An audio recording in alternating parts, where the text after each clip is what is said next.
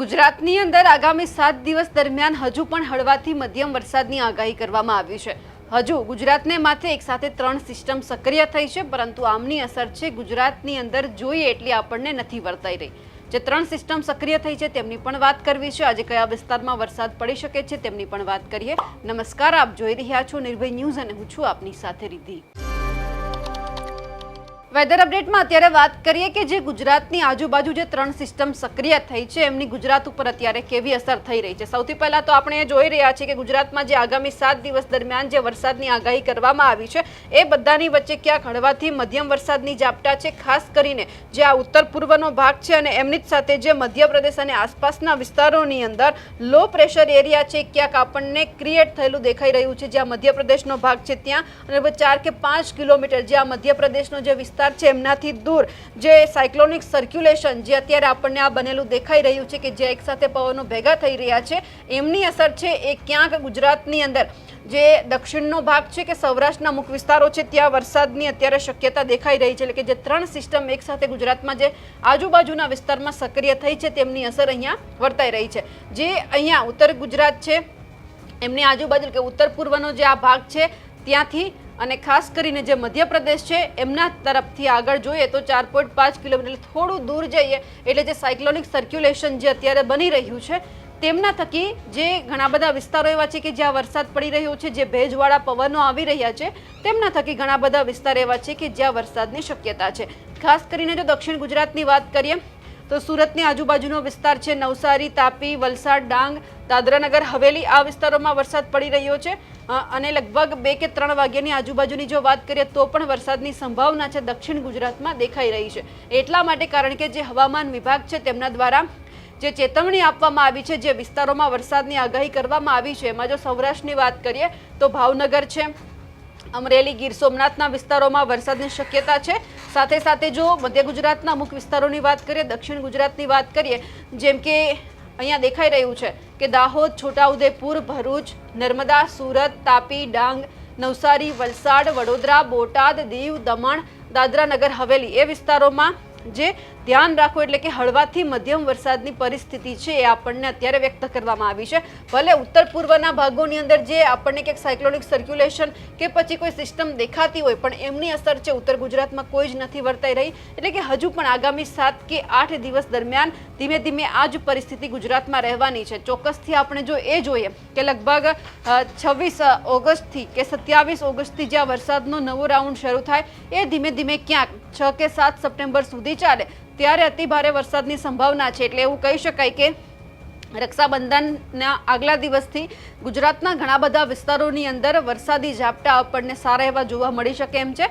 સાથે સાથે સૌરાષ્ટ્ર પંથકની અંદર પણ જન્માષ્ટમીના તહેવારો ઉપર વરસાદ આવી શકે એમ છે। એટલે કે જે ક્યાંક આપણે એવું કહી શકાય કે વાર તહેવારે જે વરસાદ આવતો હોય એ લોકો સારો માનતા હોય છે। ઘણી આપણે જે પાછલા વર્ષોમાં જોયું છે કે જ્યારે સાતમ આઠમના તહેવારો હોય, જન્માષ્ટમીના જે તહેવારો છે ત્યારે વરસાદ આવતો હોય છે। આ વખતે પણ કંઈક આવી જ પરિસ્થિતિ, કારણ કે 4 જે સપ્ટેમ્બર છે ત્યારે જન્માષ્ટમી છે એટલે એ જ સમય દરમિયાન વરસાદ છે ગુજરાતની અંદર ઘણા બધા વિસ્તારોમાં પડતો હશે। આ જે રાઉન્ડ છે 6 કે 7 સપ્ટેમ્બર સુધી ચાલવાનો છે એટલે કે ધીમે ધીમે વરસાદી રાઉન્ડ છે હવે શરૂ થવા જઈ રહ્યો છે। 22 તારીખ આજે થઈ છે, હવે 23, 24, 25, 26 એટલે કે 4 કે 5 દિવસ સુધી હજુ આપણે ઘણા બધા વિસ્તારોમાં વરસાદી ઝાપટા આપણે જોઈ શકીએ છીએ, પરંતુ ભારે વરસાદ ક્યાંય જ નથી।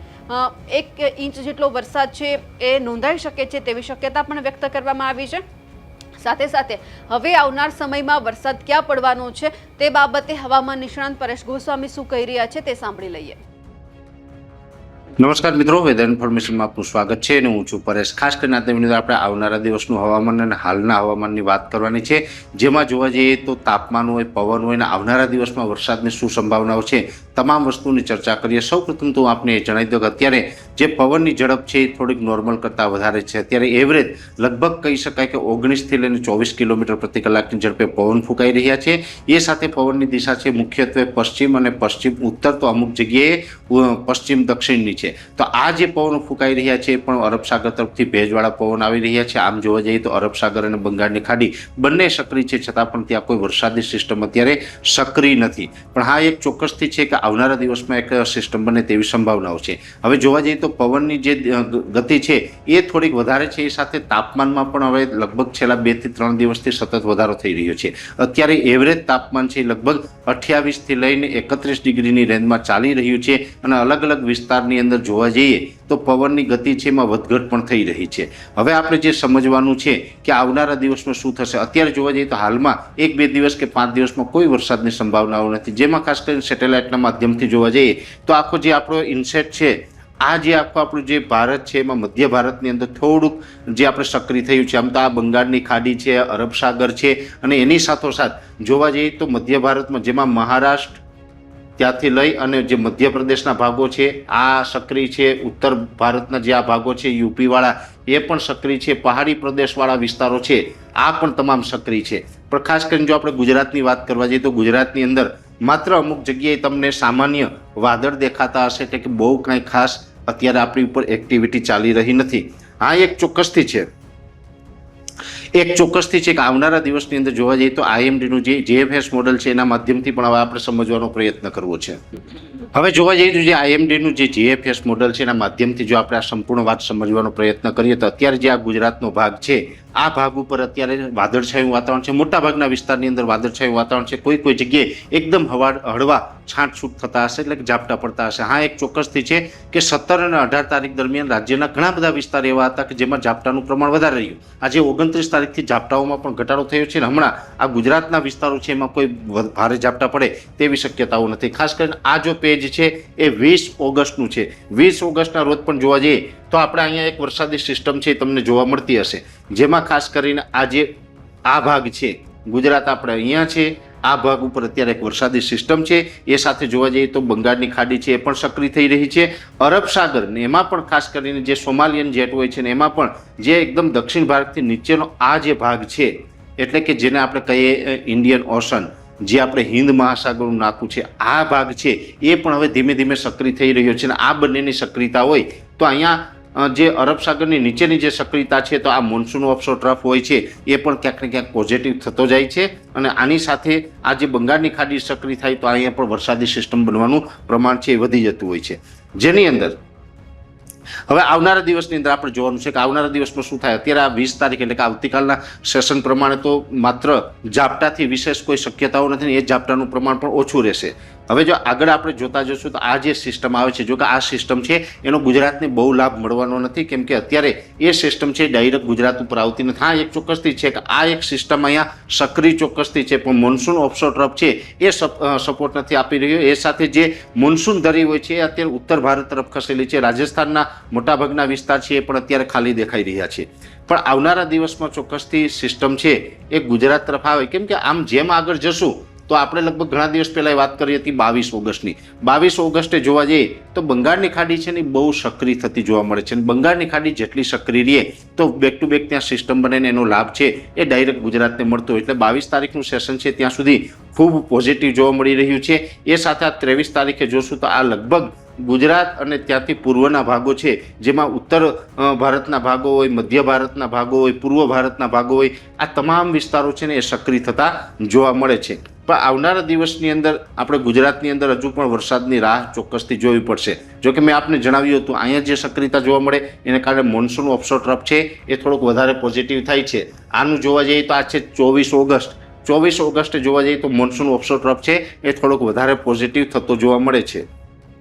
એવી જ રીતે આપણે લગભગ આજે કહી શકાય કે 19 ઓગસ્ટ થઈ છે અને આપણે 28 ઓગસ્ટ સુધી જે 10 દિવસનું જે ફોરકાસ્ટિંગ આઈએમડીનું જે જીએફએસ મોડલ દ્વારા આપવામાં આવે છે તો લગભગ 28 તારીખે ઘણું બધું સક્રિય પણ જોવા મળે. જો કે મોટાભાગના આ વિસ્તાર હશે જેમાં મહારાષ્ટ્રના વિસ્તાર હોય, દક્ષિણ ભારતના વિસ્તાર હોય, અથવા તો જે રાજસ્થાનથી લઈને ઉપરના જે ભાગો છે તમામ ભાગો છે એમાંથી વરસાદની ગતિવિધિ ઘટશે, પણ ક્યાંક ને ક્યાંક આપણે છે પછી આ લાભ છે એ મળતો થઈ જશે. એટલે એટલું ચોક્કસ છે કે આખી જે આપણે મોડેલોના આધારે જે સિસ્ટમ સમજીએ છીએ તો અમે આપણે ઘણા સમયથી એક વાત કરતા આવ્યા છીએ કે આ તો જીએફએસનું જે મોડલ છે એક બેઝિક અનુમાન છે. અલગ અલગ બીજા ઘણા બધા મોડેલ હોય એમાં અલગ અલગ જે હવામાનની સ્થિતિ છે ઇન્ડિકેટ કરતા હોય છે. પણ અમે ઘણા સમયથી આપણે કહેતા આવ્યા છે કે 26 ઓગસ્ટથી લઈને 6 સપ્ટેમ્બર આ જે વચ્ચેનો ગાળો છે આની અંદર ચોક્કસથી રાજ્યની અંદર સારા વરસાદની સંભાવનાઓ છે અને અત્યારે આ મોડેલો આ પ્રમાણેનું ઇન્ડિકેટ કરે છે. આપણું જે અનુમાન છે એ પણ મેં આપને ઘણા સમયથી કીધેલું છે. હા, એક ચોક્કસથી વાત છે કે 26 તારીખ કહીએ કે 26 કહીએ કે 27 કહીએ, એનો મતલબ એવું નથી કે 26 એટલે એક્ઝેક્ટ 26થી ચાલુ થાય, 27થી ચાલુ થાય, પણ 26થી લઈને 6 સપ્ટેમ્બર આ જે 11 દિવસનો ગાળો છે આમાંથી ચોક્કસથી સારા વરસાદ થવાની અત્યારે પણ મને અપેક્ષા દેખાય છે. હા, એક ચોક્કસથી છે કે આ વરસાદ પછી પણ સપ્ટેમ્બર મહિનો છે એકંદરે ખૂબ સારો રહેવાનો છે. એટલે 26 ઓગસ્ટથી લઈને 6 સપ્ટેમ્બર વચ્ચે તો વરસાદનો રાઉન્ડ આવશે જ, પણ એ સાથે આવનારા દિવસમાં સપ્ટેમ્બર મહિનામાં પણ એકંદરે મધ્યમથી સારા વરસાદ રહેવાના છે. ચોમાસું હમણાં વિદાય લે તેવી શક્યતાઓ નથી, એટલે કોઈ ડર રાખતા નહીં. ઘણી જગ્યાએ અત્યારે મોન્સૂન વિડ્રોલ પ્રોસેસની પણ વાત ચાલી રહી છે, પણ અત્યારે એવી કોઈ કન્ડિશન છે નહીં જેનાથી ચોમાસાની વિદાય થાય. એટલે ચોમાસું હજુ લાંબુ ચાલવાનું છે, ચોમાસું વિદાય નથી લેવાનું. ચોમાસું વિદાય લે ત્યાં સુધીમાં ઘણી જગ્યાએ લગભગ ઓલ ઓવર ગુજરાતના વિસ્તારની અંદર શિયાળુ પાકને જ્યાં ઉનાળુ પાકનું વાવેતર દર વર્ષે થાય છે ત્યાં ઉનાળુ પાકનું વાવેતર કરી શકાય આ પ્રકારની પણ વ્યવસ્થા થશે એવું મને ચોક્કસથી વિશ્વાસ છે. વર્ષોના જે મારા હવામાનના અનુભવો છે આ અનુભવોના આધારે હું આપને જણાવી રહ્યો છું. અત્યાર સુધીમાં જે ગુજરાતની અંદર વરસાદ થયો છે એ 58% વરસાદ વરસ્યો છે અને આ વર્ષે લગભગ 90થી લઈને 93% સુધીનું ચોમાસું થાય, એટલે કે હજુ પણ લગભગ 42થી લઈને 45% સુધીનો વરસાદ વરસે તેવી શક્યતાઓ છે. એટલે હજી વરસાદ છે એ ઘણો થવાનો છે ને આપણે પાણીની વ્યવસ્થા પણ થાય તેવી પૂરી શક્યતાઓ અત્યારે અમને દેખાઈ રહી છે. હાલ તમારા વિસ્તારમાં અત્યારે કેવો વરસાદ છે, કેવા વરસાદી ઝાપટા નોંધાઈ રહ્યા છે તે કમેન્ટ કરીને ચોક્કસથી જણાવજો. સાથે જ અમારી નિર્ભય ન્યૂઝ ચેનલને લાઇક, શેર અને સબસ્ક્રાઇબ કરવાનું ભૂલશો નહીં. નમસ્કાર.